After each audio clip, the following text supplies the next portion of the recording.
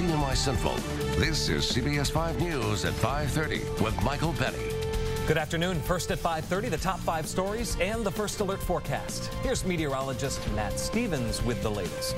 Michael, good afternoon to you once again. We're looking live over downtown Syracuse with our Stanley Law Skywatch. You can tell there are at least some limited thin spots in the clouds in the greater Syracuse area. That's because our shower setup this evening is just that, more showery in nature as opposed to large-scale steady periods of rain. However, off to our western or southwest, we do have some steadier periods of rain as well. 68 degrees in Syracuse right now. That's after achieving a high of 72 officially at the Syracuse Hancock Airport today. 69 Utica and Rome, 64 up in Watertown. In and out of showers, some brief steadier periods of rain, even a couple isolated storms as well this evening. That all tapers off overnight with a cold front drifting through. Could be very breezy, even windy at times. That breeze starts to back off a little bit by tomorrow morning. Even a few wet snowflakes east of the lake by tomorrow morning. Otherwise, a mix of sun and clouds and extra clouds late day tomorrow. A little cooler tomorrow with our high at 55. My complete 7 days coming right up, Michael.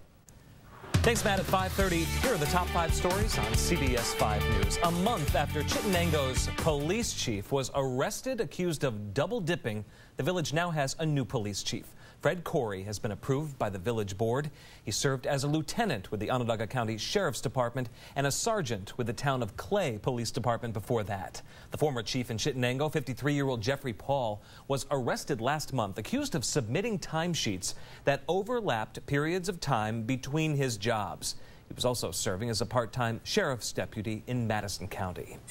The investigation continues right now into a deadly crash near Turning Stone Casino last night. 44-year-old Raymond Torres of Chittenango was thrown from his motorcycle when he collided with a car on Route 365 at about 7:30 last night. Police say 42-year-old Tracy Coleman of Oneida didn't yield the right-of-way. Torres died at the scene. The Federal Reserve will begin circulating a redesigned $100 bill this fall.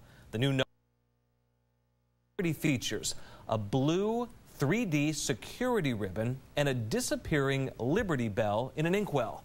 The revamped $100 bill had been expected to go into circulation in 2011, but the debut was delayed because of some production issues. Heart failure is going to become a much bigger problem and a bigger burden on our healthcare system over the coming years. That's according to a new policy statement from the American Heart Association, which finds the number of people with heart failure could spike 46% to 8 million patients by the year 2030. That means the cost to treat the condition could more than double to $70 billion in less than 20 years. Teaching students the importance of healthy eating was the idea behind this event at Fraser School in Syracuse today. The cafeteria transformed into something of a farmer's market where the students got to sample a variety of different fruits and veggies, including zucchini, eggplant, bean sprouts, and more. This event was put on by the Syracuse City School District, the American Cancer Society, as well as SUNY Upstate and the Onondaga County Health Department. Is there apparent secrecy surrounding the early release of convicts from the state prison system? It's a tip that Jim Kenyon got, and he turned it into this exclusive investigation. I mean, I've survived here a lot of years. Greg and Andrea McCartney are proud of the business they own in East Syracuse. Artistry in Wood makes cabinets, bookshelves, and furnishing for libraries and other institutions. Greg started this business from scratch 21 years ago. It was a 2-car garage that it started out as. Yeah? So, yeah. And look at you now. I know. It's come a long way. From that 2-car garage, Artistry in Wood now employs 20 people and uses high-tech computerized machinery. But a few years ago, it was struggling, in part because of the economy, but in large part because the McCartneys and their business became victims of a white-collar crime. Their office manager, Kimberly Sankey, had been stealing from the company. It was just a huge personal attack, really, on not just us as a business, but as a family. We trusted her. The McCartneys say they hired Sankey 6 years ago as a secretary. She befriended them, attended their children's graduations and dance recitals. Then one day, when a snowstorm delayed her return from a vacation, they opened the mail and found a bill for a company credit card they knew nothing about. It turned out that Sankey had used the card to embezzle more than $260,000. Many people may look at embezzlement as just a crime against a company. But in many places, especially here, there are real victims. At one point, the company had to lay off workers, and it was up to shop foreman Jeff Ridgway to give them the devastating news. They have families and lives, and it's hard not knowing that they're not going to be getting a paycheck anymore. It's hard to deal with. DeWitt police investigated, and Sankey pleaded guilty to grand larceny, tax fraud, and workers' compensation fraud. She was sentenced to 2 to 6 years in prison and ordered to pay restitution. We were happy that she was actually going to be going away to jail. But recently, on a whim, Andrea got on the Department of Corrections website and found that Kimberly Sankey had been transferred into a shock incarceration program.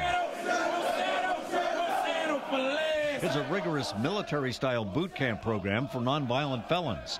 After 6 months of shock incarceration, the convict's sentence is cut short, and they are released on parole. The McCartneys were not only upset that Sankey could be getting out early, they were angry that the Department of Corrections did not inform them.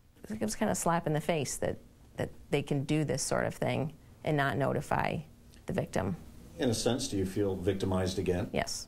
How many other cases out there are like this that are happening that, maybe people are getting out and nobody knows? In a statement, the State Department of Corrections and Community Supervision said it is not obligated to notify victims or the district attorney of a decision to place an inmate into shock incarceration. Instead, program availability and eligibility should already be known to the judges and district attorneys during the plea sentencing phase of the criminal justice system. DA Bill Fitzpatrick says that policy has to change. Victims and prosecutors should be informed in advance. So when I say to somebody, look, this guy stole $100,000 or $200,000, he's getting a 4-year, 5-year sentence, and they see the guy, sipping coffee at Dunkin' Donuts 6 months later, we look like fools, and frankly, justifiably so. Fitzpatrick sits on a state permanent sentencing commission. He says it is taking up the issue of early release programs and whether the prison system should be obligated to inform victims and other authorities. Reporting from Syracuse, I'm Jim Kenyon. And as it turns out, even though Kimberly Sankey completed that shock incarceration program, the parole board ultimately decided not to grant her early release. They put her back in the Albion Correctional Facility. And Jim's special reporting continues tomorrow. He's taking us inside a shock incarceration camp.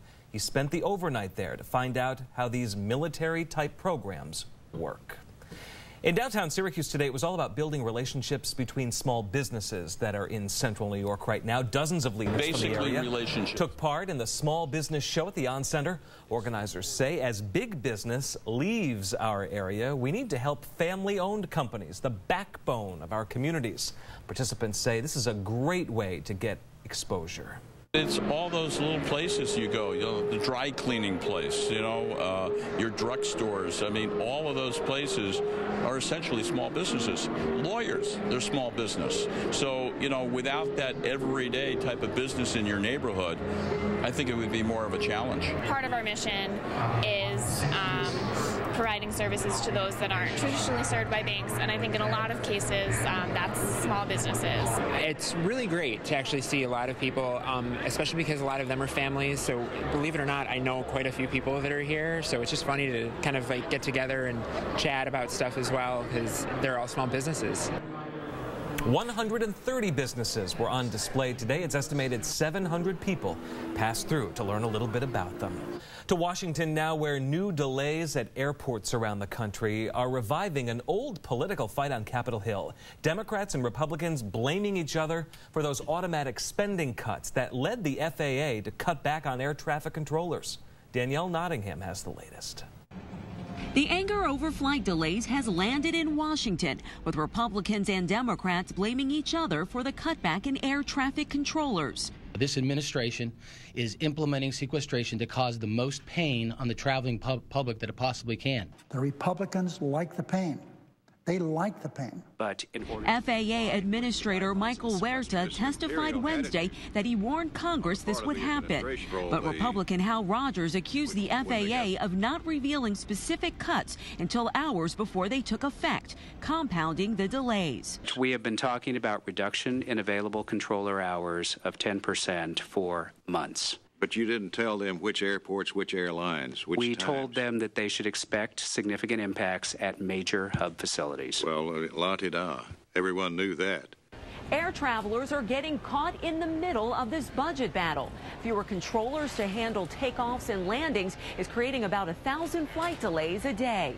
Pollyann France is headed home to North Carolina. It's really annoying because this could have all been avoided if our elected officials were doing their jobs.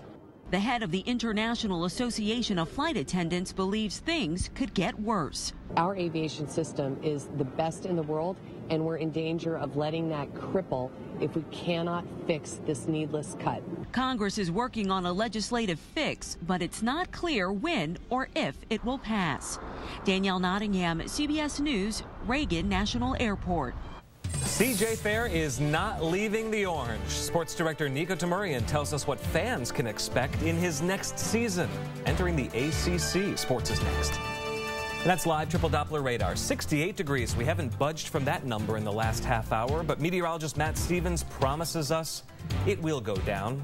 The very latest as we continue here on CBS 5.